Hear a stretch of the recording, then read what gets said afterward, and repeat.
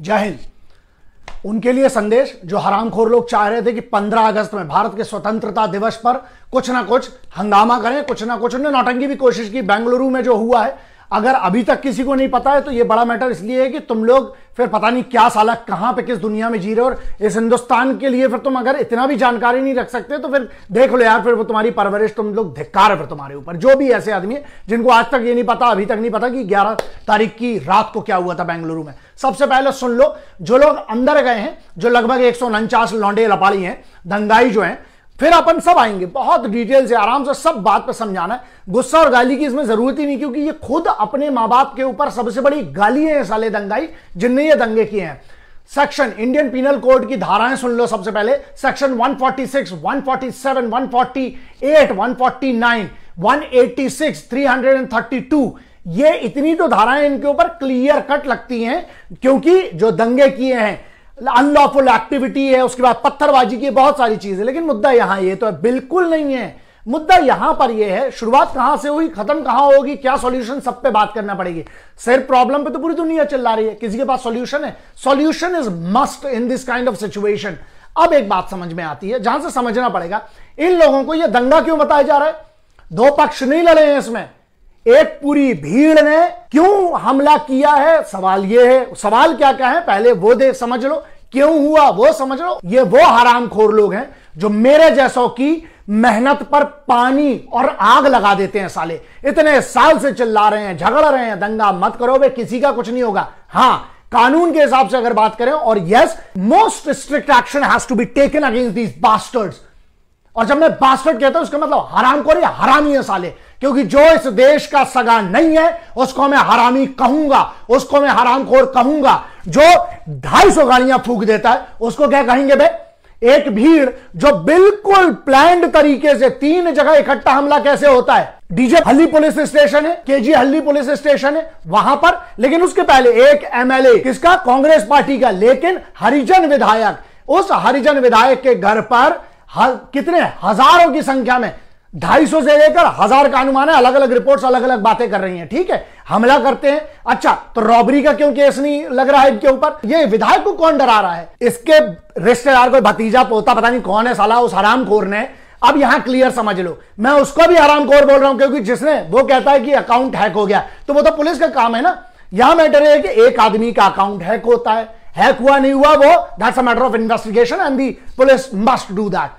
अभी वहां पर उस बंदे ने एक पोस्ट किया जो कि प्रॉफिट मोहम्मद के खिलाफ किया। तो यहां पर वायलेंस हाथ में देने का अधिकार किसने दिया? तुम्हें धर्म पालन करने का उसका अधिकार है तुम्हारे पास, लेकिन तुम हाथ में पेट्रोल बम लेकर, पत्थर लेकर किसी के घर में घुस जाना, रॉबरी का केस बनता है। और सबसे बड़ी चीज है, ये इसमें मॉब लिंचिंग की नजरिए से देखना चाहिए।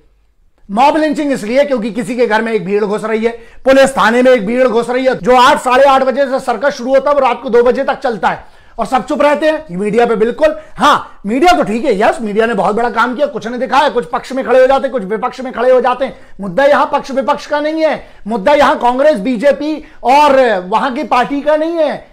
यहां मुद्दा क्या है?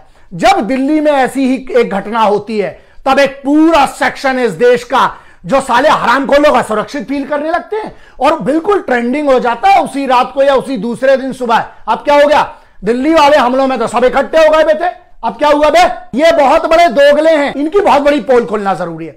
जो हरिजनों के बड़े हितैषी बनते हैं, ये तो हरिजन विधायक है, हरिजन के ऊपर अगर हमला हुआ है, सुनो बहुत क्लियर सुन लो, मैं 1000 बार कह चुका हूं, criminal as a bloody criminal. इसमें हिंदू मुस्लिम वाला एंगल बाद में, वो पुलिस का काम है, उसको करने दो, कोर्ट का काम है, कोर्ट जजमेंट देगा।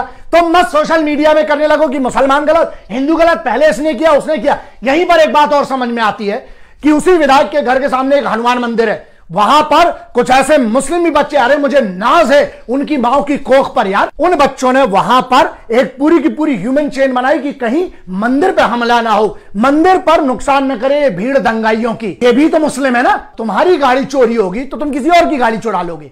तो पुलिस किस लिए है बे? कानून व्यवस्था किस लिए है? लॉ एंड ऑर्डर किस लिए है? और हां, जो हरिजनों के हितैषी थे अब कहां गए?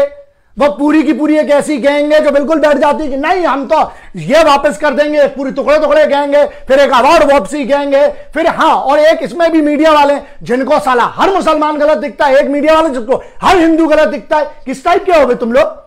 जब तक आप रेगुलेटिंग बॉडी अथॉरिटी नहीं बनाएंगे, यह देश में भांडगिरी चलती रहेगी। समस्या यह है हमारे इधर कि बस पॉलिटिक्स आप देख रहे हो। आप किसी ने यह सोचा अगर इन पे पूरे पे केस साबित हो जाता है, कितने सेक्शन है मैंने बता दिया, 307 और 302 क्यों नहीं लगाए जा रहे इन पर? मरे दंगाई 3 है, वो मैटर नहीं करता है। हाँ, क्योंकि दहशत ही नहीं है। उनको पता है पुलिस स्टेशन में घुस के मारेंगे, क्या कर लेगी पुलिस? अरे यहां पर तो पुलिस तुम्हारी अथॉरिटी पर। और मुझे जो हिंदू मुस्लिम का पाठ मत पढ़ाने मेरे कमेंट सेक्शन में आना बे। हाँ, तुमको फ्रीडम ऑफ एक्सप्रेशन है, तुमको राइट है अपनी राय रखने का, आप रखिए, लेकिन हिंदू मुस्लिम दंगाई वाली बात मत करना। अति हिंदू, मैं जब मुसलमानों के लिए बोलता हूं कि वो सही है तो हिंदू खड़े हो जाते हैं, जब मैं हिंदुओं के लिए बोलता हूं सही है तो मुसलमान अगेंस्ट में खड़े हो जाते हैं। मेरे को गद्दार लिखते हो तुम लोग। अबे तुम्हारे हिसाब से मैं गद्दार हूं क्योंकि मैं हिंदू मुस्लिम की बात करता हूं। वाह, मुझे घंट फर्क नहीं पड़ता है, क्योंकि तुम्हारी इतनी औकात नहीं है कि मेरे लिए तुम जो कहते हो मुझे कोई फर्क नहीं पड़ता, क्योंकि मैं एक चीज जानता हूं, ना बाइबल से चलेगा, ना कुरान से चलेगा, ना गीता से चलेगा, ना कुरान से चलेगा। हिंदुस्तान किसी के बाप की जागीर नहीं है बे, चलेगा तो संविधान से चलेगा। मैं बोलता हूं सिविल में भी अगर पत्थरबाजी होती है, असली बुलेट अगर नहीं मार सकते, पैलेट गन से इनको ठोकाई होना चाहिए। और नया कानून लाना इज मस्ट, बहुत जरूरी है। इनकी संपत्तियां जब्त करो, और मैं तो कहता हूं कानून में ऐसी कोई चीज होना चाहिए, इनके माथे पे लिख दो साले कि ये दंगाई हैं, सबको पता तो चले कि हरामखोर समाज में है कौन। जो एक मेरी पूरी जिंदगी में चिल्ला चिल्ला के परेशान हो गया, अबे दंगे मत करो, कानून की इज्जत करो, संविधान की इज्जत करो, वर्दी वालों की इज्जत करो। मान लो वो जो लौंडा है जिसने पोस्ट की है प्रॉफेट मोहम्मद के खिलाफ, बिल्कुल गलत है। मैं कहता हूं किसी भी धर्म की किसी भी, क्योंकि वो कानून के खिलाफ है, और मैं कौन होता हूं डिसाइड करने वाला। अगर आपकी फीलिंग आहत हुई है तो आप क्या करोगे? आप जाओगे पुलिस के पास, है ना? मतलब ये समझ में नहीं आ रहा कि आजकल एक नया ट्रेंड चला है, और ये केंद्र सरकार के लिए भी वार्निंग है, ये वार्निंग स्टेट गवर्नमेंट के लिए भी है। एक बात बहुत सही है कि दंगे अगर होते नहीं करवाए जाते हैं, तो जो ये कहता है कि दंगे होते नहीं करवाए जाते, सबूत लाना, मैं खड़ा होता हूं तेरे साथ, मैं बनूंगा, मैं PIL दायर करूंगा सुप्रीम कोर्ट में। कौन है अथॉरिटी डिसाइड करने के लिए क्या सही है क्या गलत है? ये मालूम है, जब तुम खुद से डिसाइड करने लगोगे, ऐसे में तो आग लग जाएगी, ऐसे में तो गोलियां चल जाएगी। मतलब मैंने पूरी जिंदगी स्किल सीखी हड्डी तोड़ने की, तो किसी ने मुझसे बोला कि तुम गलत हो, मैं उसको मुंह तोड़ दूं? नहीं। मेरे बारे में बुरा कहा किसी ने, मैं सीधे डिफेमेशन के लिए जाऊंगा, मानहानि के लिए जाऊंगा। मैं कानून के हिसाब से चलूंगा, ना कि यार ये जंगल राज बनाना है क्या भाई हिंदुस्तान में?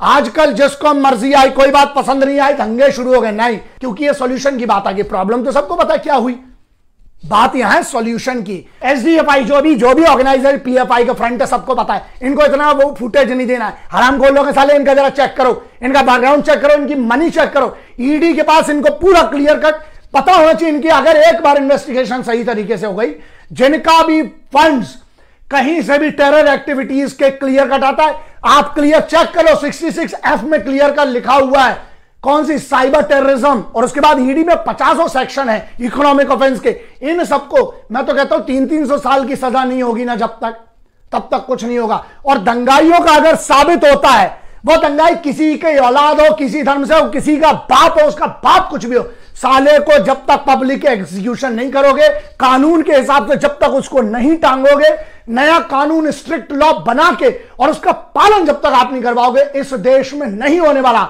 2 चीजों की डिमांड थी, पहले से करता आया हूं, आज भी कर रहा हूं। पहला, महिलाओं के विरुद्ध होने वाले अपराध, बलात्कारियों को आप जब तक पब्लिक एग्जीक्यूशन नहीं करोगे, सालों को जब तक कैपिटल पनिशमेंट नहीं दोगे, नहीं सुधरेगी। दहशत जरूरी है। दूसरा, ऐसे लोग जो धर्म के नाम पर दंगे करते हैं, चाहे वो किसी की औलाद हो, किसी धर्म को हो, किसी कोई भी उनका बाप हो, इनको जब तक साबित होता है जैसे इनको पब्लिक हैंगिंग आप नहीं करोगे, दहशत बहुत जरूरी है। क्या चल रहा है, ये यहां पर सीरिया, लेबनान, जॉर्डन बना देंगे साले हरामखोर लोग। यहां पुलिस थाने की बात नहीं है, बात यह है क्या इनको कानून पे भरोसा नहीं है, क्या इनको पुलिस की इन्वेस्टिगेशन पे भरोसा नहीं है।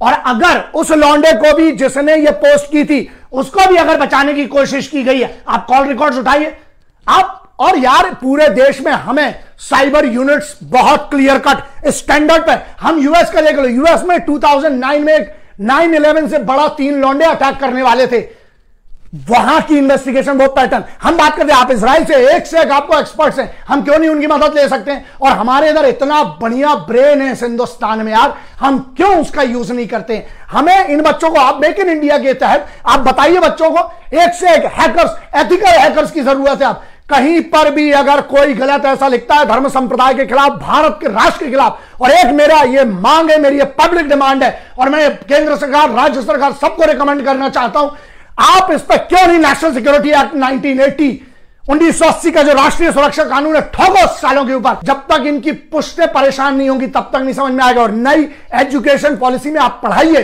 कि अगर आप ये गलत करेंगे तो आपके खिलाफ ये होगा, और ये भी पढ़ाइए बच्चों को। हमें बाकी ज्ञान की जरूरत नहीं है, बच्चों को कम से कम संविधान पता होना चाहिए, कानून पता होना चाहिए कि अगर हमने गलती की भारत के नागरिक होने के नाते तो हमारी ऐसी तैसी कानून करेगा। और दूसरी एक सबसे बड़ी चीज है, जो ये गैंग है इनको आइडेंटिफाई कीजिए, चाहे वो कोई भी हो।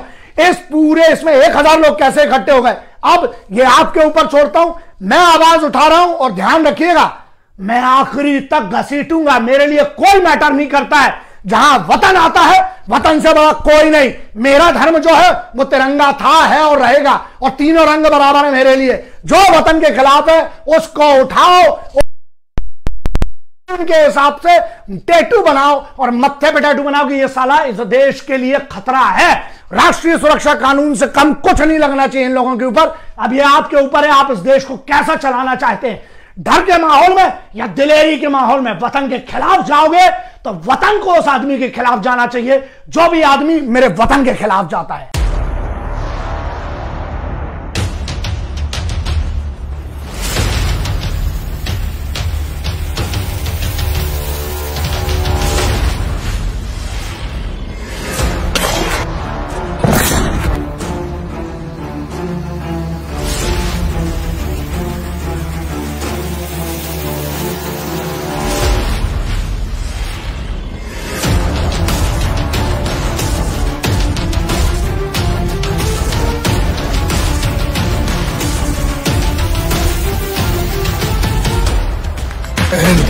वंदे मातरम, इनकलाब जिंदाबाद, भारत माता की जय।